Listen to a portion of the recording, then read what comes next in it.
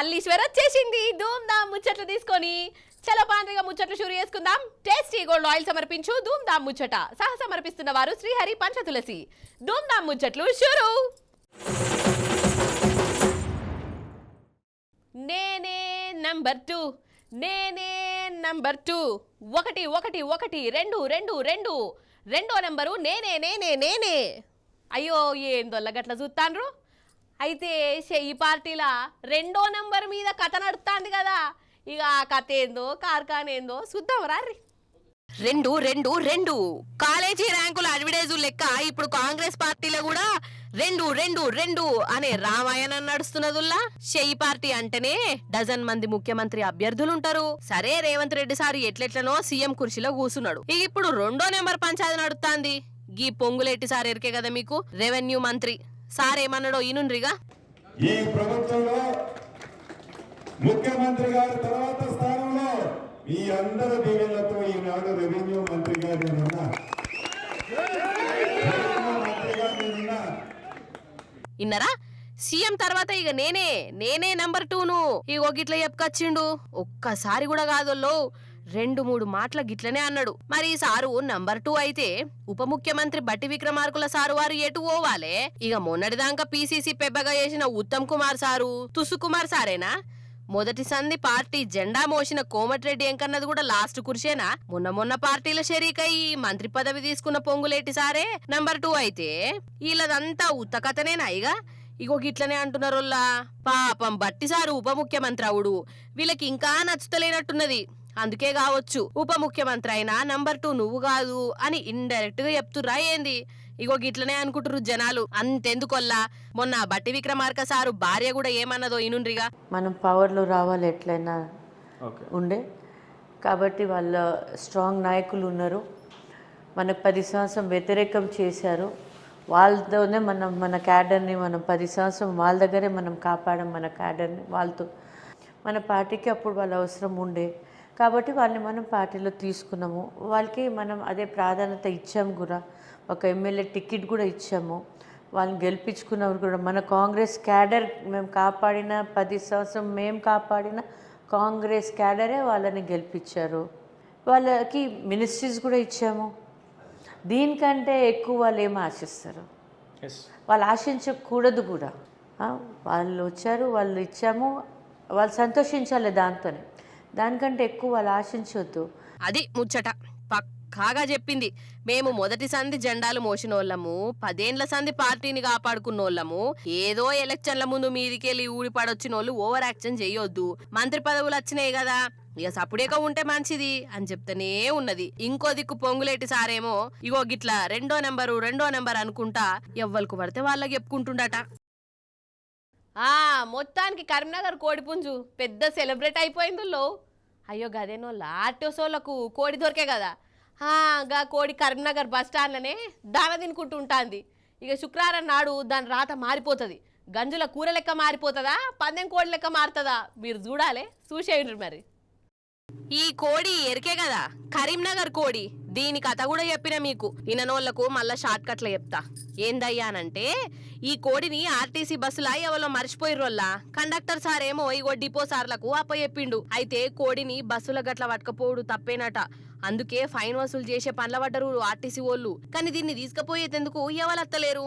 అట్లా వచ్చినోళ్ళ కాడ ఫైన్ వసూలు చేయాలని ఆఫీసర్లు చూస్తున్నారు గాని వాళ్ళు అచ్చులేదు, కోడిని తీసుకుపోవుడు లేదు. అందుకే ఈ కోడిని ఆర్రాసులో పెట్టిర్రులో ఆర్టీసీ వాళ్ళు. అరే అవంటనోళ్ళ అగో సాటింపు కూడా చేసిర్రు. లెటర్ చూడురి. ఇందు మూలంగా తెలియజేయున్నది ఏమనగా బస్సులో దొరికిన పందెం కోడిని కరీంనగర్ బస్టాండ్లా బహిరంగ వేల చేస్తున్నాం. కావలసిన వాళ్ళు పాల్గొనగలరు. ఇట్లు మేనేజరు. శుక్రవారం పగటిలి 3:00 పాట నడిచేది. అబ్బబ్బబ్బబ్బా, అసలు ఆర్టీసీ ఆఫీసర్లు ఏమన్నా పెద్ద పని పెట్టుకున్నారా? అసలే పందెం కోడి. మరి ఆర్రాజుల దక్కించుకునేది ఎవలో. పందెం గాయకున్నా కోసుకొని తింటే మస్తు రుచుంటదట.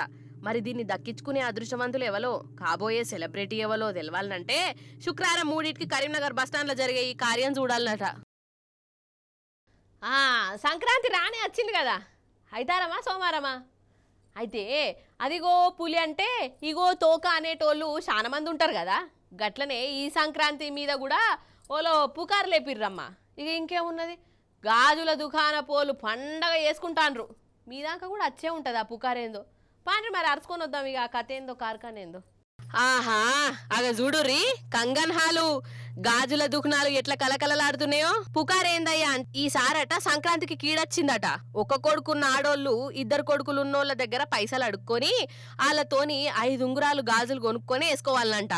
లేకుంటే కీడైతుందట కీడు. ఇక గిట్లా ఆ నోట ఈ నోట అంతటా వాకింది. ఇక ఇంకేమున్నది, ఆ కీడు పూడగొట్టుకునేందుకు గాజుల దుకాణానికి లైన్లు కట్టిర్రు. ఓయమ్మనే ఈ కీడేందో కీడకం ఏందో గాని, అరే నమ్మకాలు ఉండాలి గాని మరీ మూఢ నమ్మకాలు ఉండొద్దు. గాజులు వేసుకుంటే కీడు పోతుంది అని అసలు చెప్పినోళ్ళకి తలకాయ లేకుంటే నమ్మినోళ్ళన్నా జర ఆలోచించాలి కదా. ఇక్కడ అందరూ అక్క చెల్లెల గాజులని వదిన మద్దల గాజులని వేసుకుంటున్నారు. అది కూడా మంచిదే కదా వేసుకోవడం. 2 కొడుకులు ఉన్న వాళ్ళ దగ్గర ఒక కొడుకు వాళ్ళు డబ్బులు తీసుకుని 5 కలర్ల గాజులు వేసుకోవాలని చెప్తా ఉంటే వస్తున్నారు జనాలు. అది కూడా ఒక అందుకు మంచిదే కదా.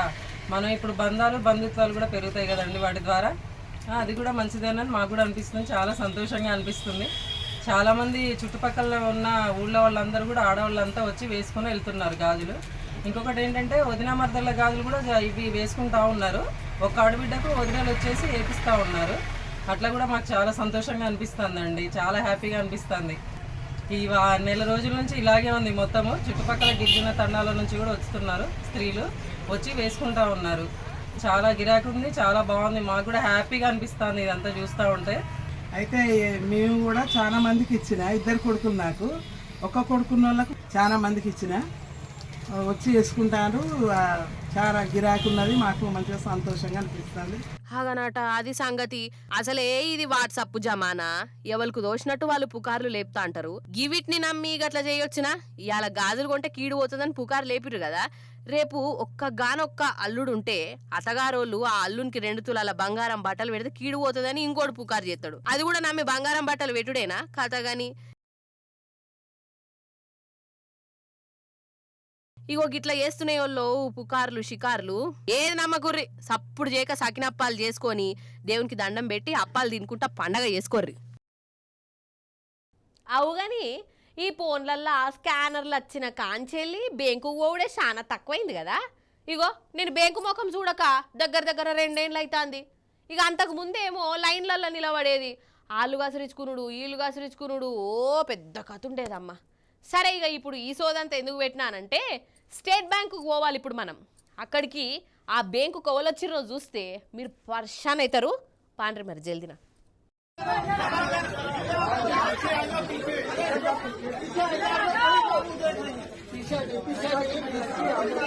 చూసిర్రా ఈ ఎద్దును చూసి ఎడ్ల కొట్టవనుకోగల్లా. కాదు బ్యాంకే, స్టేట్ బ్యాంకు. గా ఉత్తరప్రదేశ్ రాష్ట్రం ఉన్నావు బ్రాంచ్ ఇదట. ఈ బ్యాంకుకు ఈ ఎద్దుగారు వచ్చిర్రు. అగ చూడుర్రి మిట్ట ఎట్లా చూస్తుండో. ఆఫీసర్లకు కలుస్తుందా ఏంది. ఇక ఎద్దు బ్యాంకుల్నే జరసేపు గాయ చేసింది. ఇక జనానికి గజ్జుమన్నది. ఉరుకుడు పెట్టిర్రు. మరి ఆఫీసర్ల సంగతి ఏంది అని అంటారా. వాళ్ళు ఎప్పట్లెక్కనే లంచ్ టైం అనుకుంటా బిజీగా ఉన్నారట. అగో కావలుగాసే గార్డేమో కట్టెతోని దాన్ని గెదుముతాండు. కాదు లోపలికొచ్చేదాకా ఏం చేసిండు కావచ్చినే. గేట్ కాడ నిద్రపోయిండా ఏంది. ఏందో ఏమో పటు. అయినా ఈ ఎద్దు ఆడ జాగలేనట్టు ఈ బ్యాంకుకి ఎందుకు వచ్చింది కావచ్చు. ఏమే ఎద్దు బ్యాంకుతోని ఏం పనే నీకు. అంటే గడ్డికేమన్నా లోన్ తీసుకుందామని వచ్చినవా, లేకుంటే కడుపులో ఉన్న 2000 నోట్లను బ్యాంకులో ఇడిపించుకుందామని వచ్చినవా. అదీగాక మోదీ సారు 15 లక్షలు ఇస్తా అన్నాడని వాటి కోసం వచ్చినవా. అగో గిట్లనే కారడ్డం ఆడుతున్నారు అన్నట్టు. చెప్పుడు మర్చిన డ్రైవర్లు స్ట్రైక్ చేస్తారు, కార్మికులు స్ట్రైక్ చేస్తారు, దుకాణపోలు స్ట్రైకులు చేస్తారు, గవర్నమెంట్ ఆఫీసర్లు స్ట్రైకులు చేస్తుంటారు కదా. కానీ పోలీసు వాళ్ళు స్ట్రైక్ చేయంగానైతే నేను ఇంతవరకు చూడలేదు. ఎప్పుడు చేయలేదు కూడా వాళ్ళు కదా. కానీ పోలీసు వాళ్ళు స్ట్రైక్ చేస్తే ఎట్లుంటుంది వల్ల. వాళ్ళు డ్యూటీలు చేయకుంటే దేశం ఏమవుతుంది చూస్తారా. అగో ఒక ఆడ పోలీసు వాళ్ళు సమ్మె చేస్తారు పారి మరి.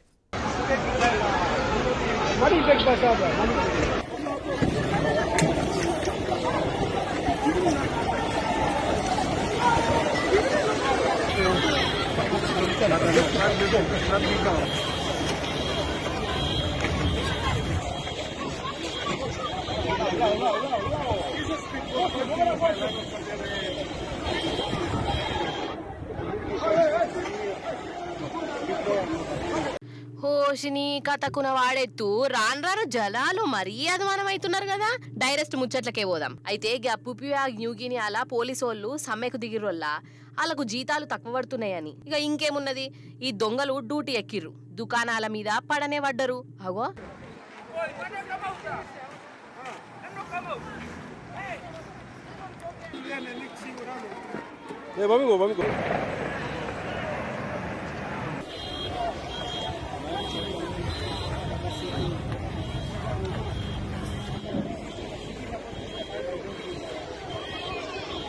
భగవంతా ఎంత పనైపాయే. అసలు దేశంలో ఉన్న దొంగలందరికీ స్వాతంత్రం వచ్చినట్టే అయింది కదా. దుకాణాల ఏది దొరికితే అది ఎత్తుకపోయిర్రు. వామ్మో ఆగాగో ఎట్లా దూసుకుపోతున్నారో చూడుర్రి. ఇగో వీళ్ళందరూ దొంగలన్నట్టే, ఒకరు కాదు ఇద్దరు కాదు 100 మంది ఇగో గిట్లా ఉరికొచ్చి అందిన కాడికి దోసుకుపోయిర్రు. ఇక పండ్ల పని కొన్ని దుకాణాలకు నిప్పు కూడా పెట్టిర్రట. ఇక పగలు కోపాలున్నోళ్ళ మీద కూడా తీర్చుకున్నారట నుల్లో. చూసిన రానోళ్ళ పోలీసోళ్ళు ఒక్కరోజు డ్యూటీ చేయకుంటే కథ ఎట్లున్నదో దేశమే లూటీ అయిపోతుంది కదా. ఇప్పుడు చిన్నపాటి చిట్కు పొట్టుకు వైరల్ వీడియో ముచ్చట్లు చూద్దాం. టైం కూడా లేదోల్లా, జల్దిన వానర చూసొద్దాం. ఇగో ఇది పెళ్లి మండపం. ఇక్కడ ఏమైందో ఫస్ట్ మీరు చూసినాక నేను మాట్లాడతా చూడుర్రిగా.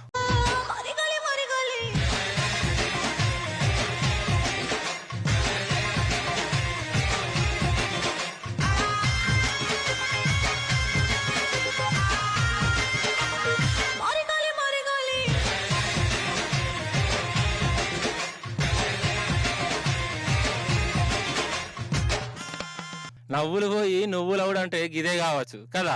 పెంపుడు కుక్కనే ఉన్నట్టున్నది కదా ఇది. మండపంలో గాయగా చేసింది. ఇక ఈ కుక్క గారి దెబ్బకు పెళ్లి పిల్లనే అటు ఇటు ఉరికింది. అంటే ఈ కుక్కకు ఆమె పెళ్లి చేసుకున్నాడు ఇష్టం లేదు కావచ్చు. అందుకే ఆపండి అనుకుంటా దాని భాషలా గిట్లా పిస చేసింది కావచ్చు. గిట్లనే అనిపించింది వాళ్ళ నాకైతే. ఆ పిస కుక్కను చూసిరు కదా. ఇప్పుడు ఇంకో కుక్క కాడికి పోదాం. ఈడ ఒక పోరాడు అలిగి ఉన్నాడు. ఏం కావాలరా పిల్లగా, చిప్స్ కొంటావా? ఏదో బెంగటిల్లినట్టున్నది కదా. ముఖం దాచుకొని ఏడుస్తుండు బాగానే. కానీ ఈ కుక్క చూడుర్రి ఆ పోరాన్ని ఎట్లా బుదరికిస్తుందో.